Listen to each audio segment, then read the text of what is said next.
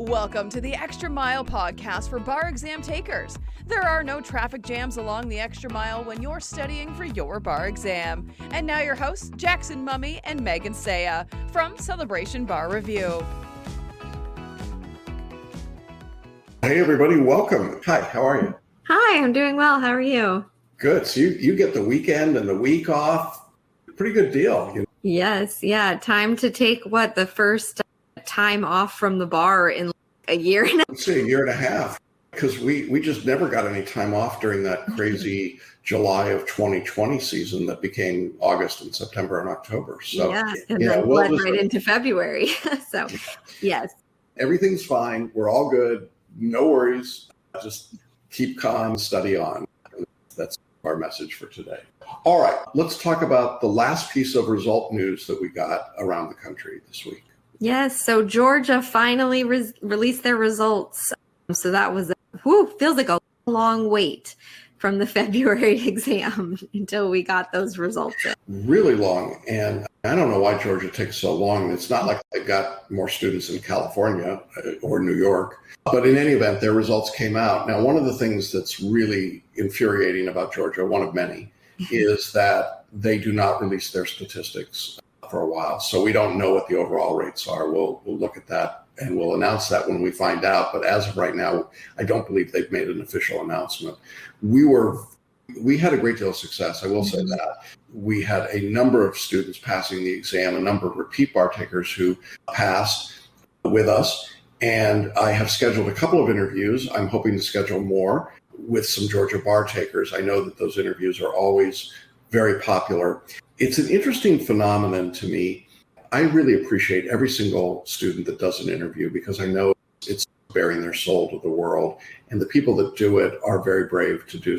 But the impact that their stories tell is incredible. I wish that everybody could see and hear what I see and hear. I have so many people that I talk to on a daily basis who say, I watched this interview with somebody and they were telling my life story and it made all the difference to me. And this is why I want to do it. There's a fine line between pushing too hard and we want to invite people that we think have good stories. Everyone's story is interesting, but not everyone's story is necessarily compelling. But we do try to get people to tell their stories and do these interviews. So we continue to try and put those together for you. But I think we're now up to pretty close to 90 to 100 of those video interviews. So that's a lot. You should find somebody in there that's like you, I think, somewhere in those jurisdictions. So anyway, congratulations to everybody that passed in Georgia. If you were one of the students that took the exam and did not pass, and I will say for anybody that's trying to think about starting their studies now for the July exam, I would say that for most people, you're probably in the 25 to 30 hour a week range if you're just starting out right now. If you've been studying for a while, maybe a little bit less than that, but most of you should be around 20 hours. Does that sound about right to you, Megan? Yeah, definitely. Okay, so that's the number to be aiming for. And of course, we're now in the weekly email countdown series, and that will continue on for a couple more weeks. And then we'll go to a daily when we get into the 30-day window. So a lot of information there. So yeah, I know. Really? Yeah, no, 30 days, still a ways away. We still got to go before we get there. It's just dropped. I got to write these things. So there you go. All right. So that's what we know. I think that Georgia wrapped up the season. I don't know that there were any other major jurisdictions. I don't think there were, that we were waiting on results. So everybody's in now. And we don't really have any changes in terms of format for the July exams anywhere, do we? No, I think things are pretty stable now, which is really, gosh, that feels nice, doesn't it? After so long. The last time things were stable was the February 2020 exam. So yeah. That's just crazy. Yeah. So if your jurisdiction said online, it's online. If they said in person, it looks like it's in person. And I think that's where we're headed. I think it will be very interesting to see as the pandemic gets under greater control, whether jurisdictions in February of 2022 go online again, or if they go back to in person. I think a lot of these jurisdictions would rather stay online now if they can do it. And I think that genie is out of the bottle in a lot of places.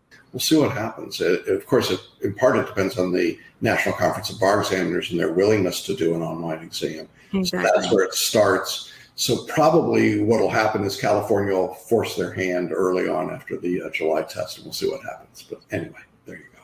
Yeah, we'll keep an eye on it for sure. All right. I just purchased a mind map webinar last week. Do I still need BarMaps? Yeah, so let's talk a little bit about BarMaps and the difference between BarMaps and mind maps. Mind maps are the process literally of your note taking. It's the visual representation of the material, and anyone can mind map. You can do it by hand. You can use a computer program, as Megan's fond of saying, just do it. So that's mind mapping. And we have a webinar that shows you how to mind map for the bar exam. Then we have a separate product called BarMaps. BarMaps is actually 3 products rolled into one. It includes a set of mind maps for every subject that is a couple of levels deep based on our table of contents. So we built mind maps, the initial structure for each subject, out of the first level of table of contents and the second level of the table of contents. Those are the ones we were talking about earlier that you can copy and then amend. Now, another part of BarMaps is that we've taken the video lectures for those same subjects and we've broken them into smaller modules, typically about 10 to 20 minutes, usually in length, but about 6 modules per lecture. And we've identified those so that you can go in and when you're in review, which is really where you want to use BarMaps, you go in and you say, oh, I found that there's one part of that lecture I wanted to go back again, but I don't want to listen to 3 hours of lecture. So it lets you pinpoint exactly what you need based on subject matter, which I think is really helpful. And then the third component of BarMaps is a series of fast finish audios. These are the audio soundtracks to the lectures that have been recorded so that you can listen to the entire lecture in typically under 2 hours, which is also great for just turning on, putting on your headphones or your earbuds and just listening to it while you're multitasking. It's designed for non-conscious repetition. So all 3 of those items are in something called BarMaps.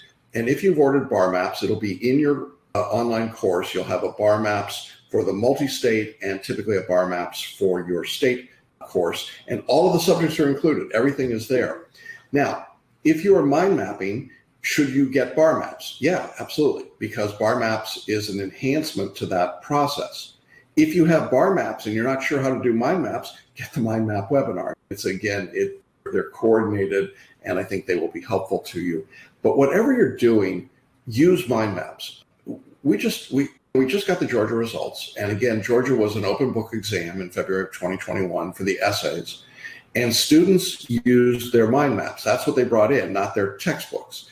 And it was very productive and very valuable for them.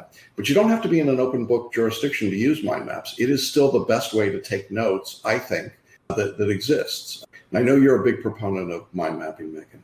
Yeah, definitely. I think it's a great way to synthesize the information, to understand it and actually internalize it, to see how it all fits together. You were giving me a great example the other day of a student who was really confused about a specific subtopic, and they had in their head placed it into another category. Mind maps helps you not do that, right? It helps you where it fits in the larger subject so that if you're in one sort of subsection, you're what you need to at least be on the lookout for, and you're not going to end up going down a rabbit trail. Yeah, this particular student was concerned or confused about res judicata and collateral estoppel and thought that those were terms that dealt with jurisdiction, which is saying the sky isn't blue or green, the sky is food. It's a different category, right? You're in the wrong spot. And so using BarMaps, we identified where you could find collateral estoppel and res judicata. And we located it in the mind map. We then positioned that and then went to the interactive video to find the part of the video that actually dealt with that. And it was a way for the student to see where this part of the subject fit in, which I think is incredibly valuable. Now, I condensed all of that I've just told you into a 5-minute use case video. I sent it out to our registered students, and I think it's also on our Facebook page. If you haven't watched it, take 5 minutes and watch. I think it'll give you a really good actual practical example of how you can use BarMaps. I'm pretty excited about this product. We've had it for a couple of years now, and I think the enhancements we've made to it really just continue to make it better and more useful. Great. All right. The next question is about what happens with doing the MPTs online. This student says, in addition to and apart from the challenges of doing an MPT online, there's another big challenge, namely answering lengthy contract and real property questions where there are timelines and multiple parties. You can't underline, highlight, no scratch paper, can't even move your lips. Please kindly address this challenge. Yeah. I'm not sure what to say. It is a challenge. You got to be careful. We've had people flagged for moving their lips, which is pretty weird to me, but I understand, I guess, why the artificial intelligence would see it, but I don't know anybody that was disqualified for it. But I have had a couple students that were flagged. I think that practicing the way the test is going to be given is particularly important. We did a video on how to do performance tests online. We did a video, I think, also on how to take essay tests online. And it's really more about the logistics, really, of how to do it and how to arrange your screens and make all that work. One of the things that's challenging about performance tests is that different jurisdictions are using different rules, right? Some of them are letting you have scratch paper, others are not. And so you got to check with your jurisdiction to see what their specific rules are. So I think that's part of it, but practice is really what makes it happen. I'm not sure I got the full part of the question. Was there anything else there that I didn't address? No, I think it's just for this one, like with the essays, doing the essays online when it's really complicated. I think you need to set up a good note-taking, and I hesitate to say note-taking system, because I think I'm hearing from some people that what they've been doing is just taking way too much time.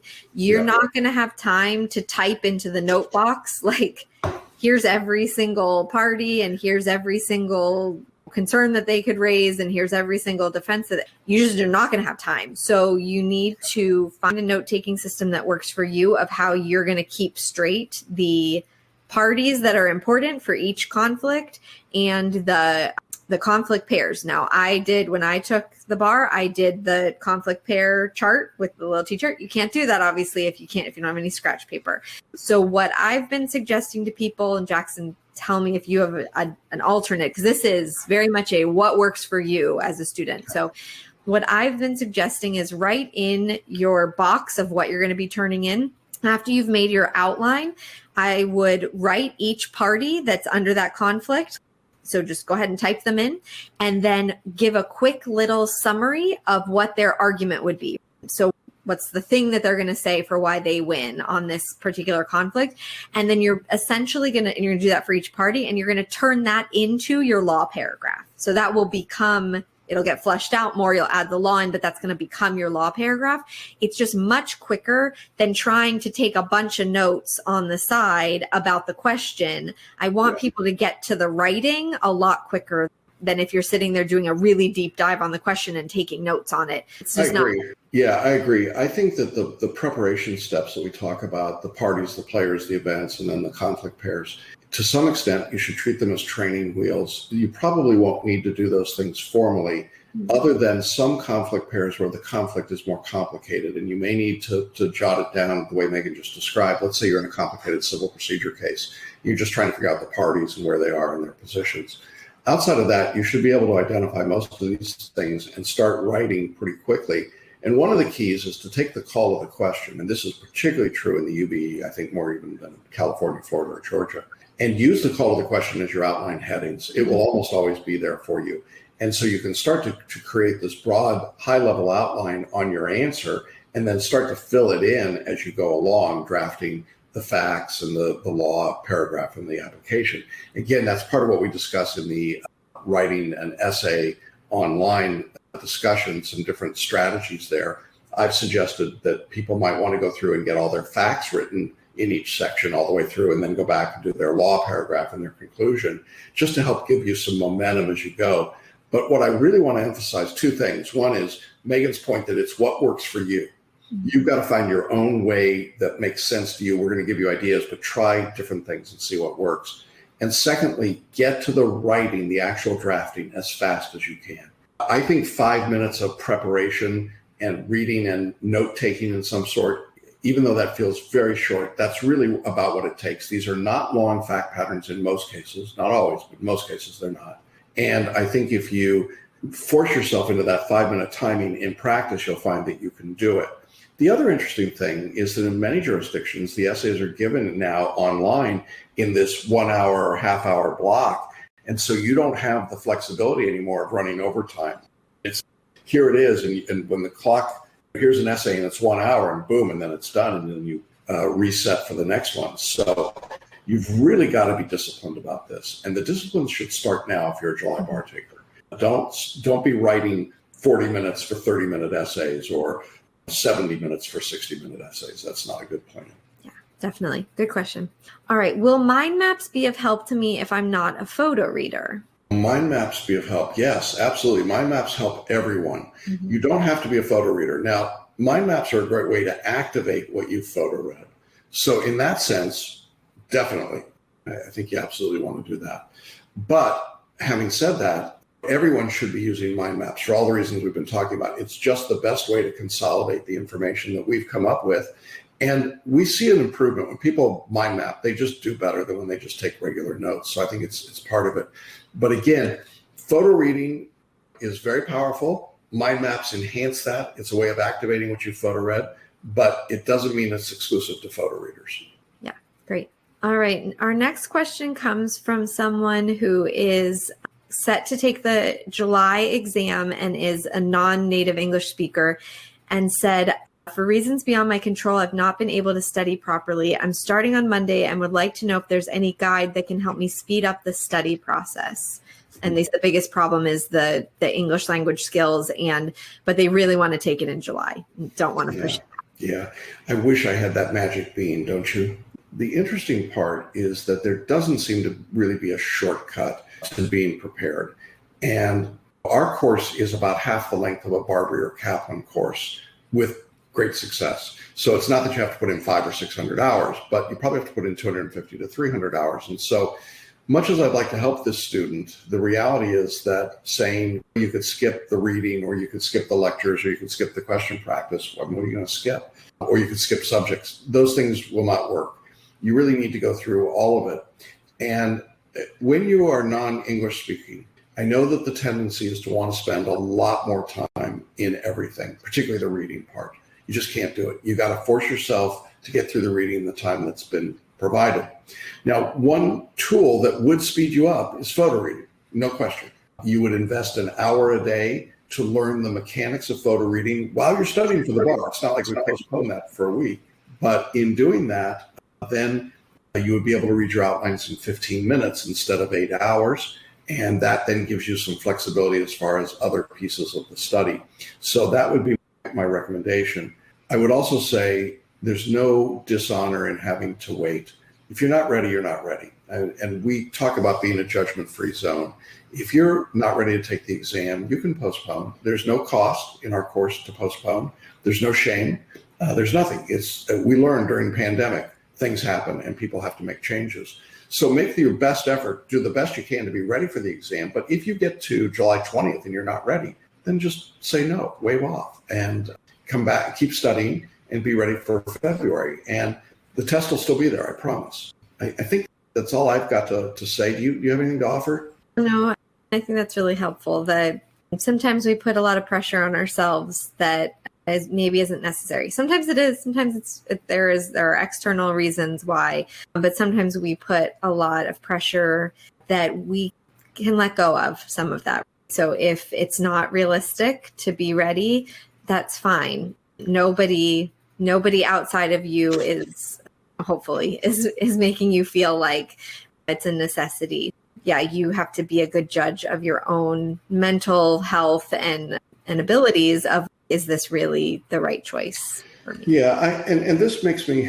I wasn't sure I was going to talk about this, so I'm throwing Megan a curveball here. Yeah. Some of you may have seen in social media today that Kim Kardashian announced that she failed the baby bar. And we talked about this a couple of weeks ago, that she was using our materials. This happened to her last October. She's just now announcing it. And she's getting ready to take the June baby bar. Now, the point I want to make, and the reason I'm pointing it out, is not because of us. But she says in this interview on Keeping Up with the Kardashians, I'm a failure.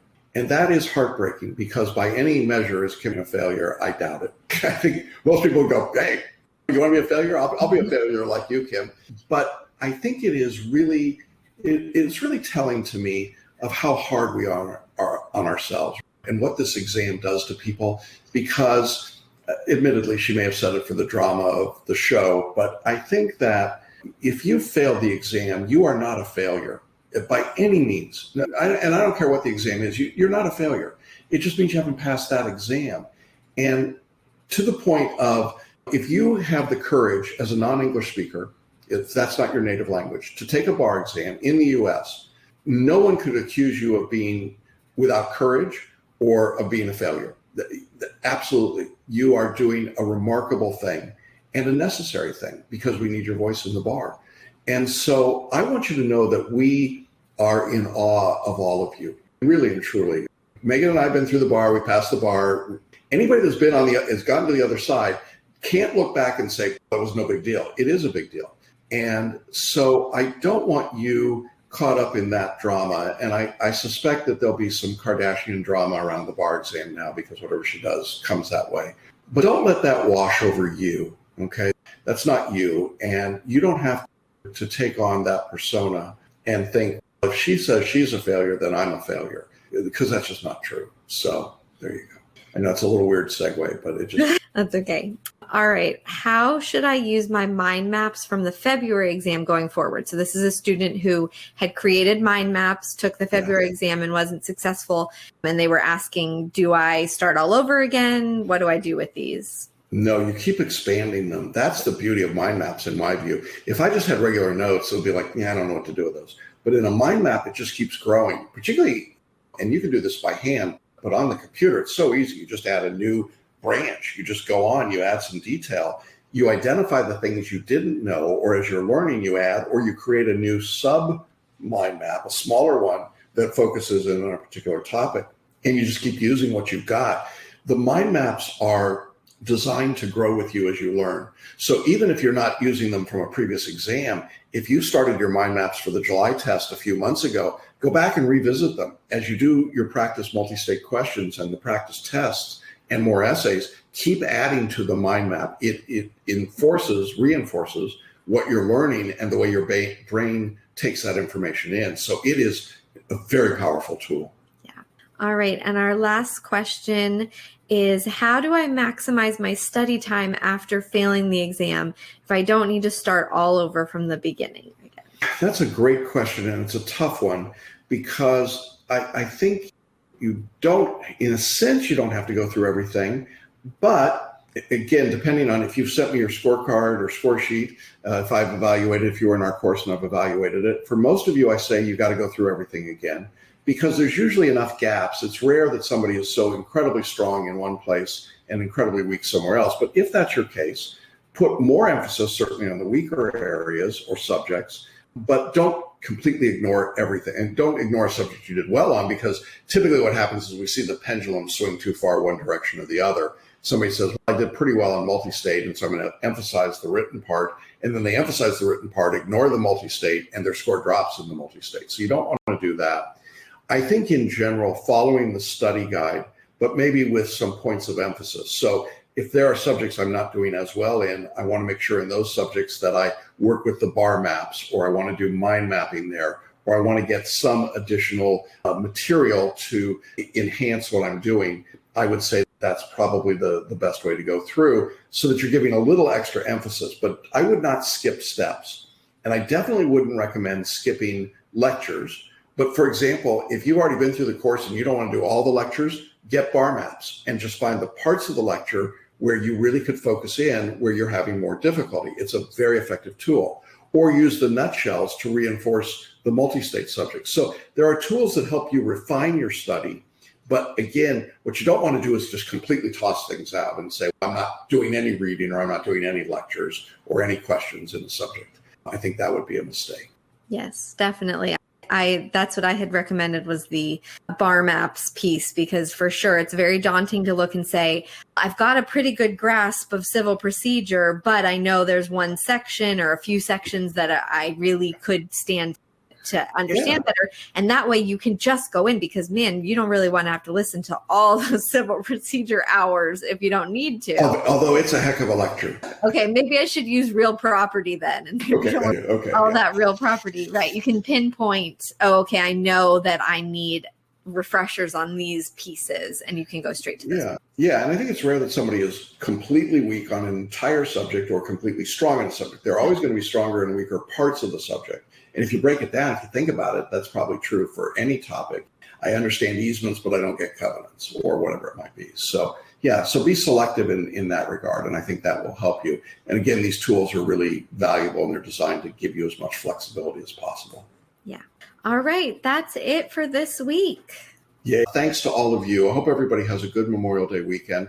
I will say, as I often do before holidays, that take some time during the holiday to be present in the holiday. Spend time with family, friends, whatever. Coming out of the pandemic, I know for a lot of people, this may be the first opportunity to actually, as you're doing, Megan, have some time with family. And so that's a great opportunity for you all to have that time. Don't bring your bar review books to the barbecue, right? I mean, that'll just irritate everybody and they'll probably throw them in the fire. Study when you have to study. Spend some time doing that, certainly over this weekend, but also enjoy the weekend. Enjoy the real blessing of good health that I hope everybody's got. And we will be here and we will be back next Wednesday. Thank you, June, as always, for being on the chat box. Thank you, Megan. Have a great week. Enjoy. And we'll see you all again next week. Okay? Yes, sounds good. Best of luck, everyone. Bye. Bye. Thanks for listening and watching the Extra Mile podcast for bar exam takers at celebrationbarreview.com.